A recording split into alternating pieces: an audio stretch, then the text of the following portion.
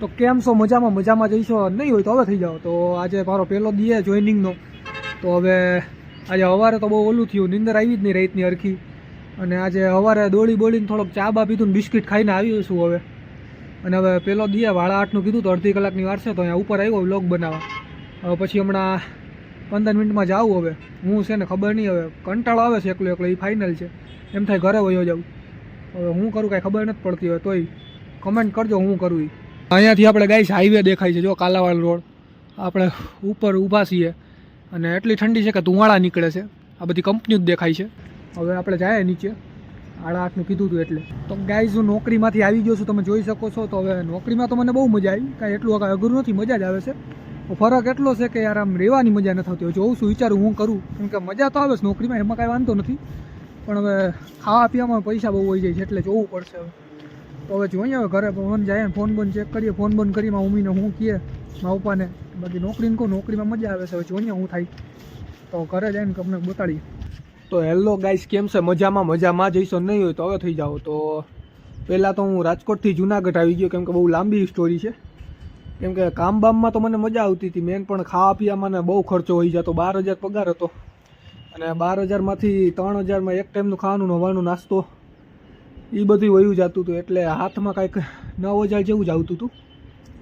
અને આમ રહેવા બેવાની મજા નથી આવતી. આમ રૂમમાં આમ અલગ જ ઓલું થતું હતું, આમ મજા નથી આવતી. ને પછી આમ કંટાળો આવતો એકલો આવું.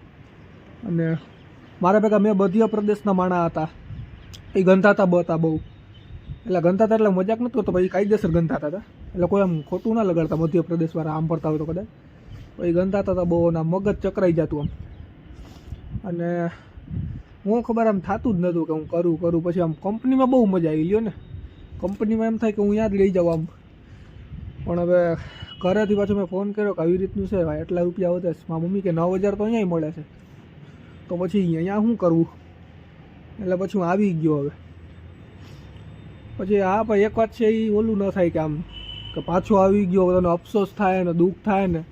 તો એવું કરવું ને ગાઈશ કે આમ અફસોસ ના થવો જોઈએ. પાછો આવ્યો ને તો હવે જિંદગી એવી જીવાની કે કાંઈ જાતનો અફસોસ ન રહેવો જોઈએ. અહીંયા જ કંઈક કરશું આપણે, એવું કાંઈક ને કાંઈક કરશું ખરી. પણ હવે ત્યાંથી આવ્યા તો એનો અફસોસ ન રહેવો જોઈએ. પાછી ગાઈશ અહીંયા મારે રાતે નીંદર નથી થતી. હું અડધી કલાકે ઉઠી જતો હતો. રૂમમાં આવું ગંધાતું હતું રૂમ આખું. એટલે અડધી કલાકે ઉઠી જતો હતો.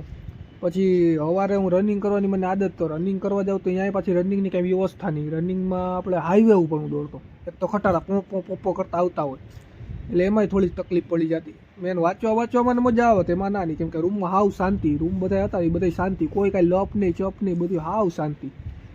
તો પછી હું ખબર આમ મન જ નહોતું લાગતું. પણ એ વાત છે કે 1-2 દીમાં થોડું મન લાગે, પણ આમ અલગ ફિલિંગ આવતી હતી આમ. એને આમ કંપનીમાં ગયો તો મજા આવતી હતી. હવે પછી ખબર જ ન પડી. એટલે પછી હવે બેગ લઈ અને સીધો આવી ગયો બસમાં બેહીને આ જંકશન, અને રેલવેમાં આવી ગયો જુનાગઢ સીધો ટ્રેનમાં. પછી આવીને હવે તમારા સામે જો ઉઠીને ગયો, આજે દોડવાય નથી ગયો, એટલો થાકી ગયો. સીધો જો ઉઠીને આવ્યો ને સવારે અહીંયા સીધો મોટું ધોઈને લોક બનાવવા આવ્યો સવારે. જો તમારા સામે શું ઊભો. હવે જાય પછી હવે આજે તો આરામ કરશું, કાલે પાછા ટ્રાફિકની નોકરીમાં જાય. બીજું તો શું કરીએ હવે, કાંઈક તૈયારી કરીને બીજી કાંઈક ગોતી, કાંઈક તો કરશું ખરી, એ ગેરંટી.